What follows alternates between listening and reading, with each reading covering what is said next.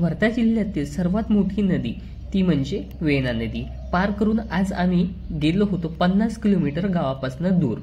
ते गाव कोणतं आहे हे तुम्ही कमेंटमध्ये मला सांगू शकता। आणि याच भागामध्ये आज आपल्याला ऑर्डर पोहोचवायचा होता। मग काय ऑर्डर वगैरे पोहोचवून दिला, तिथून एका हॉस्पिटलवरती गेलो आणि तिथून हा आपल्याला मस्तपैकी व्ह्यू दिसतो।